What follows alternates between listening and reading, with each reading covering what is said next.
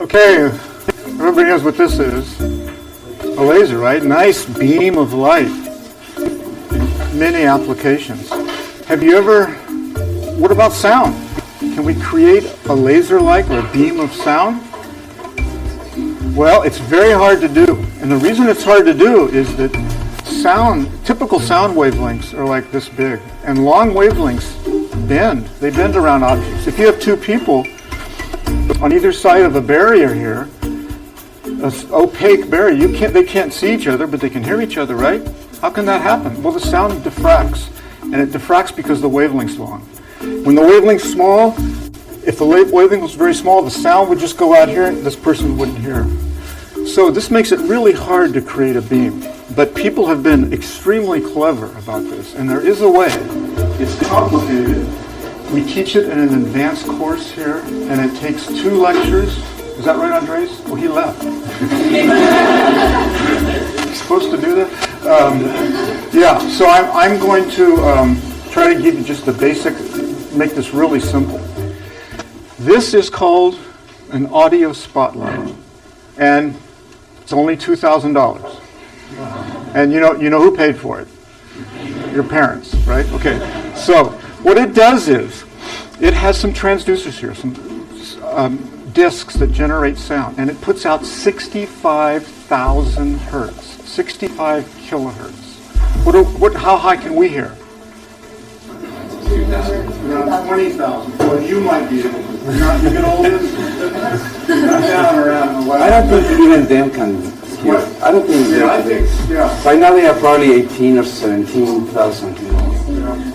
Well, you should have hearing tested. It's important thing. So anyway, 65 kilohertz, way beyond ours. Dogs can't hear it. It turns out cats can. Okay, bats, no problem. They're typically, they go up to 100,000 hertz. All right? So we can't hear this. It's going, I haven't turned it on yet. When I do, it's going to blast out a 65 kilohertz beam. Because the wavelength is so small, it doesn't spread. Because 65 kilohertz has a wavelength like that. It's going to be, in that sense, similar to a laser. It just comes right out as a beam. Now, how do we make that audible? Well, they put a modulation on top of the 65 kilohertz. There's a modulation.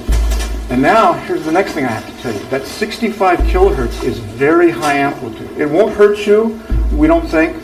Okay? You certainly can't hear it, and we don't think it'll hurt you. And it's very high amplitude. And what happens when you have 2 sound waves like this, sound plus sound can create sound, but only at high amplitudes. At low amplitudes, sound waves just travel right through each other. You may be sort of familiar with this.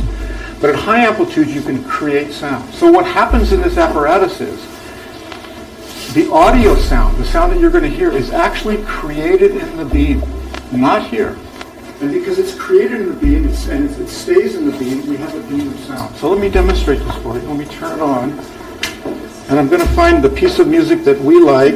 Yeah. You may not like it. The Eagles? You like the Eagles? Yes. Okay, good. Oh, we have a friendly audience this year. Yeah. I think they're just saying it to make us feel better. Right. All right.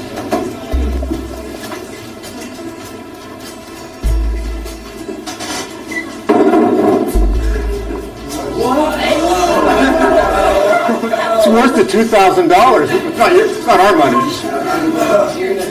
Now, the sound that you're hearing is being created in this beam. It almost sounds like it's coming from your head. So let me try to scan the whole audience here so everybody gets to hear this. Absolutely remarkable. Pete, are you getting it?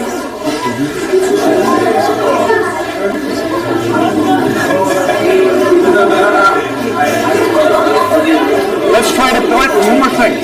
Let's try to bounce it off the wall. Raise your hand if you can very clearly hear it. I'm going to try to bounce it off the wall. Look at where the hands are raised. Put your hands down. No, it's bouncing off the wall. This is a beam of sound.